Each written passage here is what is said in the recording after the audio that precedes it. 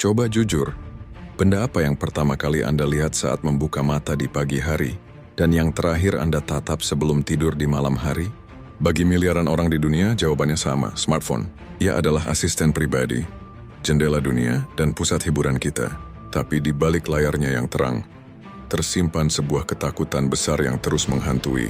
Sebuah rumor bahwa perangkat yang paling kita andalkan ini diam-diam memancarkan radiasi penyebab kanker otak dan cahaya biru yang bisa membuat mata kita buta secara permanen. Benarkah semua itu? Di video ini, kita akan memisahkan antara kepanikan dan apa kata fakta sains sebenarnya dari Organisasi Kesehatan Dunia. Ketakutan kita terhadap ponsel bukanlah sesuatu yang muncul begitu saja. Ia adalah sebuah kecemasan yang lahir dan tumbuh seiring dengan evolusi teknologi itu sendiri. Terbagi menjadi dua gelombang besar yang berbeda. Gelombang pertama adalah ketakutan akan kanker otak dari radiasi, sementara gelombang kedua adalah ketakutan akan kerusakan mata dari cahaya biru. Gelombang ketakutan pertama dimulai pada tahun 90-an dan awal 2000-an. Coba kita bayangkan kembali era itu. Telepon seluler atau ponsel adalah sebuah keajaiban teknologi yang baru. Dari yang tadinya hanya ada di film fiksi ilmiah, kini manusia bisa berbicara dengan orang lain dari mana saja tanpa kabel. Ponsel generasi awal masih besar, berat seperti batu bata, dan memiliki antena yang menonjol. Bagi masyarakat umum, cara kerjanya adalah sebuah misteri. Dari misteri inilah lahir sebuah ketakutan yang intuitif namun keliru. Logikanya terasa sederhana di benak banyak orang. Benda ini harus mengirim dan menerima sinyal tak terlihat untuk berfungsi. Ya, benda ini saya tempelkan tepat di sebelah kepala saya, dekat dengan otak. Pasti sinyal tak terlihat itu melakukan sesuatu pada otak saya. Kata radiasi yang digunakan untuk mendeskripsikan sinyal ini juga tidak membantu.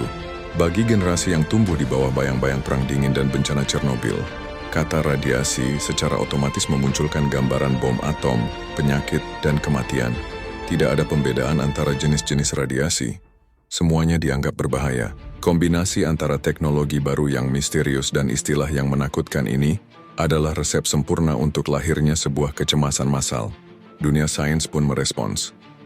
Para peneliti di seluruh dunia mulai melakukan studi untuk menyelidiki kemungkinan adanya dampak kesehatan dari penggunaan ponsel. Namun disinilah masalahnya dimulai. Ilmu pengetahuan adalah proses yang lambat dan penuh kehati-hatian. Studi-studi awal seringkali berskala kecil, hanya melibatkan sedikit partisipan, atau dilakukan dalam jangka waktu yang pendek. Beberapa studi lain dilakukan pada hewan di laboratorium, dengan metode yang tidak mencerminkan penggunaan di dunia nyata. Akibatnya, hasil yang keluar pun seringkali tidak konklusif, ambigu, atau bahkan saling bertentangan. Dan media massa seperti biasa menyukai ambiguitas dan ketakutan. Sebuah berita utama yang berbunyi, studi jangka panjang tidak menemukan hubungan antara ponsel dan kanker, adalah berita yang membosankan dan tidak akan laku dijual. Sebaliknya, berita utama yang berbunyi, studi baru mengisyaratkan kemungkinan risiko kanker otak dari ponsel, adalah berita yang akan dicetak besar-besar dan dibagikan kemana-mana. Selama 1 dekade lebih, publik dibombardir oleh siklus berita seperti ini. Sebuah studi kecil yang bersifat observasional menemukan korelasi yang lemah. Media kemudian menyorot kemungkinan terburuknya dengan headline yang sensasional. Lalu beberapa bulan kemudian studi lain yang lebih besar tidak menemukan apa-apa. Namun kerusakan sudah terjadi. Bagi publik, yang tertinggal di benak mereka bukanlah hasil studi yang kompleks, melainkan headline yang menakutkan. Mitos bahwa ponsel dan kanker otak memiliki hubungan langsung pun tertanam kuat di kesadaran kolektif kita. Kemudian datanglah gelombang ketakutan kedua, yang lahir dari era yang sama sekali berbeda. Era smartphone. Teknologi ponsel tidak lagi misterius, ia sudah menjadi bagian dari tubuh kita. Ketakutannya pun bergeser, bukan lagi tentang panggilan telepon selama beberapa menit, tapi tentang layar yang kita tatap selama berjam-jam setiap hari. Kecemasan baru ini lahir bersamaan dengan gerakan kesehatan digital dan digital wellness. Kita mulai sadar akan dampak negatif dari gaya hidup yang selalu terhubung. Perhatian kita beralih dari pertanyaan apakah ponsel ini akan membunuh saya, menjadi bagaimana ponsel ini memengaruhi kualitas hidup saya. Di tengah percakapan inilah, satu musuh baru diidentifikasi, cahaya biru atau blue light. Berbeda dengan mitos radiasi yang lahir dari ketidaktahuan, mitos blue light yang ekstrim lahir dari sebuah fakta ilmiah yang dilebih-lebihkan. Para ilmuwan memang menemukan bahwa paparan cahaya biru di malam hari dapat menekan produksi hormon tidur bernama melatonin. yang bisa mengganggu jam biologis kita. Ini adalah fakta yang valid dan terbukti. Namun seperti dalam permainan telepon rusak, pesan ini kemudian dieksploitasi dan dilebih-lebihkan hingga menjadi sesuatu yang jauh lebih menakutkan. Pesan cahaya biru bisa mengganggu tidurmu, bermutasi menjadi cahaya biru dari layar akan membakar retina matamu dan membuatmu buta permanen. Mitos baru ini menyebar dengan cepat karena ia terasa relevan dengan pengalaman kita sehari-hari. Mata yang lelah setelah seharian menatap layar, kepanikan ini juga didorong oleh pasar. Industri dengan cepat menciptakan solusi untuk masalah yang baru ini.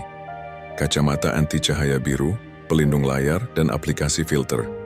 Kehadiran produk-produk ini, ironisnya, justru semakin meyakinkan publik bahwa cahaya biru adalah ancaman konstan yang harus dilawan, menciptakan siklus ketakutan dan komersialisasi yang berkelanjutan.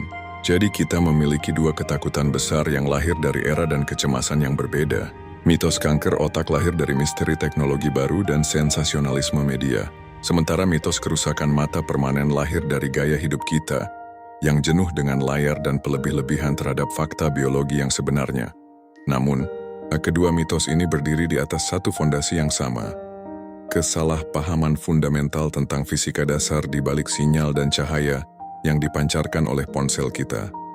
Untuk benar-benar membongkar kedua mitos ini, pertama-tama kita harus menjawab pertanyaan yang paling mendasar. Apa itu radiasi? Kita sudah melihat bagaimana dua gelombang ketakutan, satu tentang kanker otak dan satu lagi tentang kerusakan mata, lahir dan menyebar di masyarakat. Keduanya berakar pada kesalahpahaman tentang proses fisika dasar yang terjadi di perangkat kita.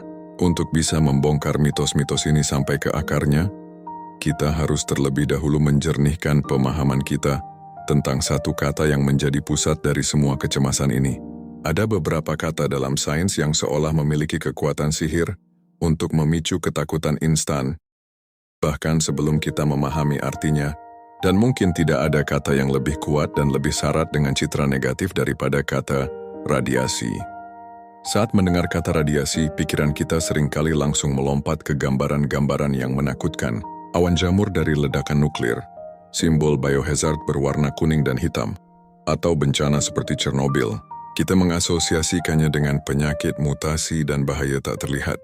Asosiasi ini begitu kuat sehingga ketika kita mendengar bahwa ponsel kita memancarkan radiasi, otak kita secara otomatis menganggapnya sebagai sesuatu yang berbahaya.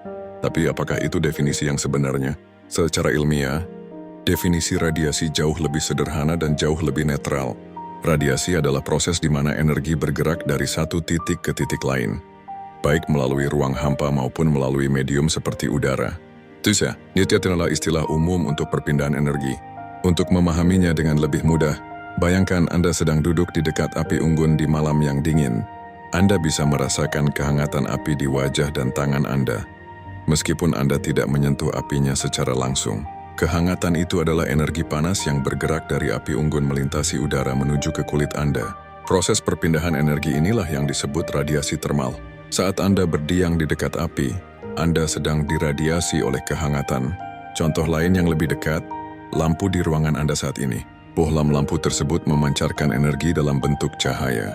Energi cahaya itu bergerak ke seluruh penjuru ruangan, memantul dari dinding, mengenai buku yang Anda baca, dan akhirnya masuk ke mata Anda sehingga Anda bisa melihat.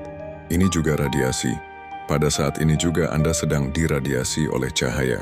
Dari dua contoh ini saja, kita bisa melihat bahwa radiasi adalah fenomena yang terjadi di sekitar kita setiap saat. Ia adalah bagian fundamental dari alam semesta. Matahari yang menyinari bumi, sinyal radio yang membawa musik ke mobil kita, remote control yang menyalakan televisi kita, semuanya bekerja menggunakan prinsip radiasi. Jadi, jika radiasi ada di mana-mana, mengapa beberapa jenis radiasi seperti radiasi nuklir sangat berbahaya, sementara yang lain seperti cahaya lampu sama sekali tidak berbahaya? Jawabannya terletak pada pemahaman bahwa radiasi bukanlah satu monster tunggal. Ia adalah sebuah spektrum yang sangat luas ke sebuah keluarga besar energi. Bayangkan spektrum ini seperti tuts pada sebuah piano raksasa. Di ujung paling kiri ada nada-nada bass yang sangat rendah dan lambat, dengan energi yang rendah. Sementara di ujung paling kanan ada nada-nada treble yang sangat tinggi, melengking dan cepat, dengan energi yang sangat tinggi. Semuanya adalah nada musik, tapi karakter dan kekuatannya sangat berbeda. Keluarga radiasi ini disebut spektrum elektromagnetik. Anggota keluarga ini dibedakan oleh satu hal, tingkat energi atau frekuensinya. Di ujung spektrum dengan energi paling rendah, kita punya gelombang radio. Ini adalah gelombang dengan panjang gelombang yang besar dan energi yang sangat kecil. Mereka adalah pekerja keras di dunia modern, membawa siaran radio FM, siaran televisi, sinyal Wi-Fi di rumah kita. Dan tentu saja, sinyal komunikasi yang digunakan oleh ponsel kita. Naik sedikit di spektrum, kita bertemu dengan gelombang mikro atau microwave. Energi ini digunakan oleh oven microwave untuk memanaskan makanan, dan juga oleh teknologi radar. Di atasnya lagi ada inframerah. Ini adalah radiasi panas. Remote control TV Anda menggunakan inframerah. Dan kehangatan dari api unggun yang tadi kita bahas juga merupakan radiasi inframerah. Kemudian di tengah-tengah spektrum, ada sebuah pita yang sangat sempit namun sangat spesial bagi kita. Cahaya tampak. Ini adalah satu-satunya bagian dari spektrum elektromagnetik yang bisa dideteksi oleh mata manusia. Inilah yang kita lihat sebagai warna-warni pelangi. Dari merah di energi terendah hingga ungu di energi tertinggi. Dan di dalam pita inilah tersangka kedua kita, cahaya biru atau blue light berada. Saat kita bergerak lebih jauh ke kanan dari cahaya tampak, tingkat energinya mulai meningkat secara signifikan. Kita bertemu dengan ultraviolet atau UV dari matahari, yang energinya sudah cukup kuat untuk merusak sel kulit kita dan menyebabkan kulit terbakar. Di atasnya lagi, ada sinar X yang energinya sangat tinggi sehingga bisa menembus jaringan lunak tubuh kita dan digunakan untuk melihat tulang. Dan akhirnya di ujung paling kanan spektrum, dengan energi paling dahsyat kita menemukan sinar gamma. Inilah jenis radiasi yang dipancarkan oleh bahan-bahan radioaktif dan ledakan nuklir. Inilah sumber dari ketakutan kita yang paling mendasar. Jadi seperti yang bisa kita lihat, radiasi bukanlah satu hal tunggal. Adalah sebuah rentang yang sangat luas. Mengatakan ponsel memancarkan radiasi itu secara teknis benar, tapi itu sama informatifnya dengan mengatakan garam dan arsenik keduanya adalah zat kimia. Pernyataan itu tidak memberitahu kita apa-apa tentang bahayanya. Yang terpenting bukanlah apakah sesuatu memancarkan radiasi, melainkan di mana posisi radiasi tersebut di dalam spektrum energi ini. Dengan pemahaman baru ini, kita sekarang bisa kembali ke dua tersangka utama kita, sinyal ponsel dan cahaya biru dari layarnya, di mana tepatnya posisi mereka dalam keluarga besar energi ini. Dan yang paling krusial, apakah posisi mereka menempatkannya di zona energi rendah yang aman, atau di zona energi tinggi yang berbahaya. Kita sudah memahami bahwa radiasi adalah sebuah spektrum energi yang sangat luas, dari yang energinya sangat rendah seperti gelombang radio hingga yang sangat tinggi seperti sinar gamma. Kunci untuk memahami bahayanya, seperti yang sudah kita singgung, terletak pada posisinya di dalam spektrum tersebut.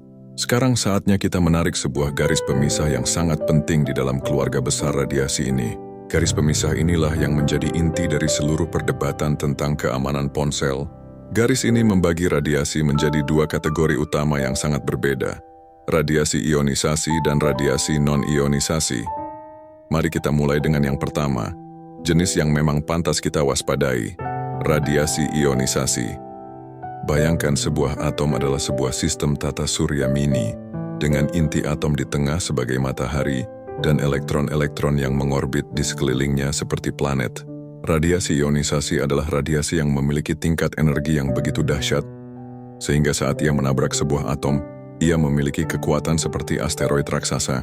Ia bisa menabrak dan menendang salah satu elektron keluar dari orbitnya. Atom yang kehilangan elektron ini menjadi tidak stabil dan bermuatan listrik. Ia menjadi sebuah ion. Proses inilah yang disebut ionisasi. Ketika ionisasi ini terjadi pada molekul-molekul penting di dalam sel tubuh kita, seperti molekul air atau terutama sekali, molekul DNA kita, ia bisa menyebabkan kerusakan yang serius. Rantai DNA bisa putus atau mengalami mutasi. Kerusakan DNA inilah yang menjadi cikal bakal dari penyakit mengerikan seperti kanker. Anggota keluarga radiasi yang memiliki kekuatan super perusak ini adalah sinar X yang kita temui di rumah sakit, sinar gamma dari materi radioaktif, dan sebagian besar sinar ultraviolet, UV, dari matahari. Inilah alasan mengapa kita harus melindungi diri dari paparan berlebih terhadap jenis-jenis radiasi ini.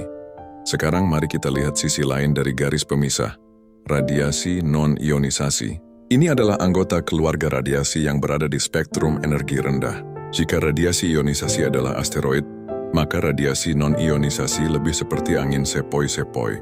Ia memang membawa energi, dan saat energinya diserap oleh molekul, ia bisa membuatnya bergetar atau berputar lebih cepat. Efek getaran inilah yang biasanya kita rasakan sebagai panas. Ini adalah prinsip kerja oven microwave Anda, yang menggunakan radiasi non-ionisasi untuk menggetarkan molekul air dalam makanan dan memanaskannya. Namun yang terpenting adalah, energi dari radiasi non-ionisasi tidak cukup kuat untuk menendang elektron keluar dari orbit atom, yang bisa menyebabkan ionisasi. Karena tidak bisa menyebabkan ionisasi, ia tidak bisa merusak DNA kita secara langsung dengan cara yang sama seperti sinar X atau sinar gamma. Anggota keluarga besar yang lebih lembut ini mencakup gelombang radio, gelombang mikro inframerah, dan seluruh spektrum cahaya tampak yang bisa dilihat oleh mata kita. Dengan pemahaman tentang garis pemisah yang krusial ini, kita sekarang bisa menempatkan kedua tersangka utama kita di posisi yang tepat. Pertama, sinyal ponsel. Seperti yang sudah kita bahas, sinyal komunikasi yang digunakan oleh ponsel kita adalah bentuk dari gelombang radio. Di dalam spektrum elektromagnetik, gelombang radio berada di ujung paling kiri, dengan tingkat energi yang paling rendah. Posisinya berada sangat-sangat jauh di dalam zona aman radiasi non-ionisasi. Artinya, secara hukum fisika yang fundamental, sinyal dari ponsel Anda tidak memiliki energi yang cukup untuk memutus ikatan kimia dalam molekul DNA dan menyebabkan kanker. Energinya jutaan kali lebih lemah dari energi yang dibutuhkan untuk menyebabkan ionisasi. Sekarang, bagaimana dengan tersangka kedua, cahaya biru atau blue light dari layar? Di mana posisinya? Cahaya biru adalah bagian dari spektrum cahaya tampak. Ia memang memiliki energi tertinggi di antara warna-warni pelangi yang bisa kita lihat. Energi cahaya biru lebih tinggi dari cahaya merah, jingga, atau hijau. Tapi ia tetap berada dengan nyaman di dalam zona radiasi non-ionisasi. Ia tidak memiliki kekuatan untuk menyebabkan ionisasi dan merusak sel-sel retina kita secara permanen. Dan disinilah kita perlu melihat sebuah perspektif yang sangat penting, yang seringkali dilupakan dalam kepanikan tentang cahaya biru. Sumber paparan cahaya biru terbesar dan paling intens dalam hidup kita bukanlah layar ponsel yang kita genggam di malam hari. Sumber itu adalah sebuah bola gas raksasa yang menyala di angkasa, matahari. Paparan cahaya biru yang kita dapatkan dari matahari saat berjalan di luar ruangan di siang hari, bahkan di hari yang mendung sekalipun, bisa ratusan hingga ribuan kali lebih kuat daripada paparan yang bisa dipancarkan oleh layar ponsel Anda yang paling terang. Kita sudah memahami bahwa secara hukum fisika dasar, baik sinyal ponsel maupun cahaya biru dari layarnya, tidak memiliki energi yang cukup untuk menyebabkan kerusakan seluler langsung seperti kanker atau kebutaan. Ia berada di sisi aman dari garis pemisah ionisasi. Tapi, fisika teori adalah satu hal, sementara biologi di dunia nyata adalah hal lain. Bisa saja ada mekanisme lain yang belum kita pahami. Oleh karena itu, kita tidak bisa berhenti di sini. Kita harus mengajukan pertanyaan selanjutnya. Apa yang terjadi setelah kita mengamati jutaan orang yang menggunakan ponsel selama puluhan tahun di kehidupan nyata? Apa kata studi-studi epidemiologi dan putusan dari lembaga-lembaga kesehatan tertinggi di dunia? Saatnya kita memanggil para saksi ahli dan mendengar putusan akhir mereka. Mari kita mulai dengan tuduhan pertama dan yang paling menakutkan. Hubungan antara radiasi ponsel dan kanker otak. Selama lebih dari 2 dekade, ini adalah salah satu topik yang paling intens diteliti dalam sejarah kesehatan publik. Ratusan juta dolar telah dihabiskan untuk berbagai jenis penelitian. Mulai dari studi laboratorium pada sel hingga studi observasional yang melacak kesehatan ratusan ribu orang selama bertahun-tahun. Salah satu studi terbesar dan paling komprehensif adalah studi Interphone, yang dikoordinasikan oleh Badan Internasional untuk Penelitian Kanker atau IARC, yang merupakan bagian dari Organisasi Kesehatan Dunia, WHO. Studi ini melibatkan 13 negara, dan dirancang khusus untuk mencari hubungan antara penggunaan ponsel dan beberapa jenis tumor otak. Setelah menyaring semua data masif ini, bersama dengan puluhan studi besar lainnya seperti Danish Cohort Study yang melacak lebih dari 350.000 orang, kesimpulan dari komunitas ilmiah dan medis global sangatlah konsisten. Tidak ditemukan bukti yang cukup untuk menyatakan adanya hubungan sebab akibat yang jelas antara penggunaan ponsel dan peningkatan risiko kanker otak pada manusia. Mayoritas studi tidak menemukan adanya peningkatan risiko sama sekali. Tapi, mungkin ada dari Anda yang pernah mendengar atau membaca bahwa IARC, Badan Riset Kanker dari WHO itu sendiri, pernah mengklasifikasikan radiasi frekuensi radio dari ponsel sebagai grup 2B, mungkin karsinogenik bagi manusia. Apakah ini bukti bahwa ponsel itu berbahaya? Ini adalah poin yang sangat penting dan seringkali disalahpahami. Untuk memahaminya, kita harus tahu apa arti sebenarnya dari klasifikasi IARC. Grup 1 adalah untuk zat yang pasti karsinogenik, seperti rokok dan alkohol. Buktinya sudah sangat kuat. Grup 2E adalah untuk zat yang kemungkinan besar karsinogenik.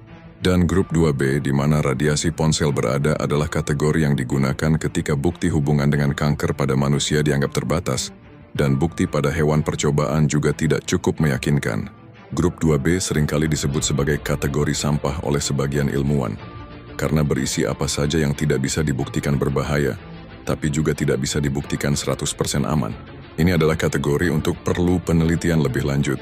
Untuk memberi Anda gambaran di dalam kategori grup 2B yang sama dengan radiasi ponsel, kita akan menemukan zat-zat lain seperti ekstrak lidah buaya, sayuran acar seperti kimchi dan asinan, serta aktivitas pekerjaan sebagai seorang tukang kayu. Bahkan kopi pernah berada di kategori ini selama bertahun-tahun. Ini bukan berarti kimchi atau kopi menyebabkan kanker, tapi ini menunjukkan betapa lemahnya level bukti yang dibutuhkan untuk masuk ke kategori ini. Jadi ketika WHO dan lembaga kesehatan lain seperti American Cancer Society menyimpulkan tidak ada hubungan yang terbukti, mereka sudah mempertimbangkan klasifikasi grup 2B ini. Kesimpulan mereka tetap sama. Berdasarkan totalitas bukti yang ada saat ini, penggunaan ponsel tidak terbukti menyebabkan kanker. Sekarang mari kita beralih ke tuduhan kedua. Cahaya biru dari layar menyebabkan kerusakan mata permanen atau kebutaan. Untuk ini kita harus mendengarkan para ahli di bidangnya, yaitu para dokter spesialis mata dan akademi oftalmologi di seluruh dunia. Dan kesimpulan mereka bahkan lebih tegas daripada isu kanker. Menurut American Academy of Ophthalmology, lembaga dokter mata terbesar di Amerika Serikat, tidak ada bukti ilmiah yang kredibel hingga saat ini yang menunjukkan bahwa paparan cahaya biru dari layar perangkat digital dapat menyebabkan kerusakan permanen pada retina atau menyebabkan kebutaan. Alasannya kembali ke perspektif. Seperti yang sudah kita bahas, jumlah cahaya biru yang kita terima dari matahari saat berada di luar ruangan jauh lebih besar daripada yang kita terima dari layar kita. Mata kita sudah memiliki mekanisme pertahanan alami, seperti kornea dan lensa, yang berfungsi untuk menyaring sebagian besar cahaya UV dan sebagian cahaya biru agar tidak mencapai retina yang sensitif. Rasa tidak nyaman yang kita rasakan setelah menatap layar terlalu lama itu sangat nyata. Kondisi ini memiliki nama medis, kelelahan mata digital atau digital eye strain. Gejalanya meliputi mata kering, iritasi, pandangan kabur, dan sakit kepala. Namun penting untuk dipahami, semua gejala ini disebabkan oleh cara kita menggunakan layar, bukan oleh cahaya biru itu sendiri yang merusak struktur mata. Gejala ini muncul karena kita cenderung lebih jarang berkedip saat fokus pada layar, dan otot mata kita terus-menerus bekerja keras untuk mempertahankan fokus pada jarak dekat. Kondisi ini bersifat sementara dan akan membaik dengan istirahat. Ini adalah masalah ergonomis, bukan masalah kerusakan karena radiasi. Jadi putusan akhir dari pengadilan sains sudah jelas. Untuk kedua tuduhan utama, bukti-bukti yang ada saat ini tidak mendukung klaim tersebut. Mitos kanker otak dan kerusakan mata permanen akibat ponsel dan layarnya, berdasarkan konsensus ilmiah global, dinyatakan tidak terbukti. Tapi jika ancaman terbesar yang kita takuti ternyata hanyalah hantu, apakah itu berarti penggunaan ponsel 100% bebas risiko? Tentu tidak. Bahaya dari penggunaan ponsel itu sangat nyata, hanya saja kita selama ini salah dalam melihat musuhnya. Di bagian selanjutnya kita akan mengabaikan para monster fiktif ini dan fokus pada para pelaku sebenarnya yang diam-diam memengaruhi kesehatan kita setiap hari. Kita sudah membebaskan ponsel dari tuduhan-tuduhan paling berat, menyebabkan kanker otak dan kebutaan permanen. Bukti ilmiah yang ada saat ini tidak mendukung kepanikan tersebut, tapi ini sama sekali bukan berarti penggunaan ponsel 100% bebas risiko. Bahaya dari ponsel itu sangat nyata. Hanya saja kita selama ini salah dalam mengidentifikasi musuhnya. Kejahatannya bukanlah serangan radiasi yang ganas dan tak terlihat, melainkan serangkaian efek yang lebih halus, lebih kronis, dan seringkali kita abaikan karena kita terlalu sibuk mencari monster fiktif. Mari kita kenali para pelaku sebenarnya. Pelaku pertama, dan yang dampaknya paling terbukti secara ilmiah adalah si pencuri waktu tidur. Musuh di sini bukanlah radiasi sinyal, melainkan cahaya dari layarnya, khususnya cahaya biru atau blue light. Di dalam otak kita ada sebuah kelenjar kecil yang memproduksi hormon bernama melatonin.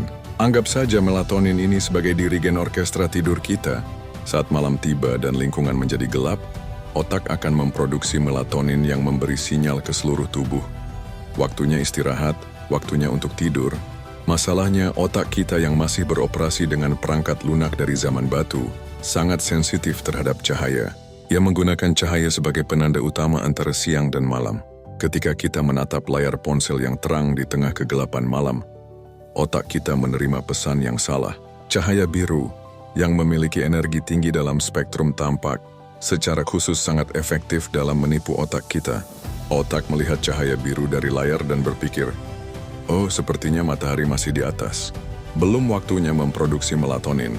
Akibatnya, produksi hormon tidur ini ditekan. Hasilnya, kita jadi lebih sulit untuk mengantuk, kualitas tidur kita menurun karena kita mendapatkan lebih sedikit fase tidur dalam, deep sleep, dan keesokan harinya kita bangun dengan perasaan lelah dan tidak segar. Jadi cahaya biru tidak merusak mata Anda secara fisik, tapi ia secara efektif merusak jadwal tidur alami Anda. Pelaku kedua adalah epidemi mata lelah, atau yang secara medis dikenal sebagai digital eye strain. Perasaan mata kering, gatal, perih, pandangan kabur, dan sakit kepala setelah berjam-jam menatap layar itu bukanlah imajinasi Anda. Tapi penyebabnya bukanlah cahaya biru yang membakar retina Anda. Penyebabnya jauh lebih mekanis. Pertama, tingkat kedipan. Dalam kondisi normal, kita berkedip sekitar 15 hingga 20 kali per menit. Berkedip ini seperti wiper pada kaca mobil. Ia berfungsi untuk meratakan lapisan air mata dan menjaga permukaan mata tetap lembab.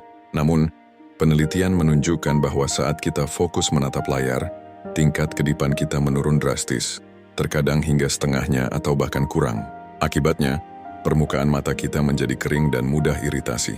Kedua, kelelahan fokus. Otot-otot kecil di dalam mata kita harus terus-menerus berkontraksi dan bekerja keras untuk menjaga fokus pada objek yang dekat, seperti teks dan gambar di layar ponsel. Melakukan ini selama berjam-jam tanpa istirahat sama saja seperti melakukan angkat beban dengan otot mata Anda tanpa henti. Otot tersebut menjadi lelah, tegang, dan inilah yang sering menyebabkan sakit kepala dan pandangan yang kabur sementara. Pelaku ketiga adalah beban fisik yang nyata. Masalah postur, atau yang populer dengan istilah tech neck. Kepala manusia dewasa itu sangat berat, rata-rata sekitar 5 kg. Dalam posisi tegak, leher dan tulang punggung kita didesain untuk menopang beban ini dengan efisien. Namun saat kita menunduk untuk melihat ponsel, hukum fisika mulai bekerja melawan kita. Pada sudut kemiringan 15 derajat saja, beban di leher kita menjadi sekitar 12 kg. Pada sudut 60 derajat, posisi menunduk yang sangat umum saat kita bermain ponsel sambil duduk, beban yang ditanggung leher dan tulang punggung, kita bisa mencapai 27 kg. Itu setara dengan menggendong anak berusia 8 tahun di leher Anda secara konstan. Dalam jangka panjang, kebiasaan ini dapat menyebabkan nyeri leher kronis, kaku pada bahu, sakit kepala, dan bahkan masalah pada postur tulang belakang. Dan terakhir, pelaku yang paling tak terlihat namun mungkin paling berdampak. Medan pertempuran kesehatan mental dan psikologis. Ponsel kita dengan segala aplikasinya dirancang untuk membuat kita ketagihan. Notifikasi, likes, dan scroll tanpa akhir menciptakan sebuah putaran dopamin di otak kita. Mirip seperti cara kerja mesin slot yang membuat kita terus kembali untuk mendapatkan hadiah kecil berikutnya. Ini dapat memicu perilaku adiktif. Selain itu, media sosial secara konstan menyajikan versi kehidupan orang lain yang telah dikurasi dan terlihat sempurna. Paparan terus-menerus terhadap citra yang tidak realistis ini terbukti secara ilmiah, memiliki kaitan dengan peningkatan tingkat kecemasan, depresi, rasa tidak puas dengan diri sendiri, dan ketakutan akan ketinggalan atau FOMO, fear of missing out. Jadi, pelaku sebenarnya bukanlah radiasi yang menakutkan, melainkan durasi, postur, dan cara kita berinteraksi dengan dunia digital yang ada di genggaman kita. Ini bukanlah tentang membuang ponsel kita, tapi tentang belajar menggunakannya dengan lebih cerdas dan lebih sadar.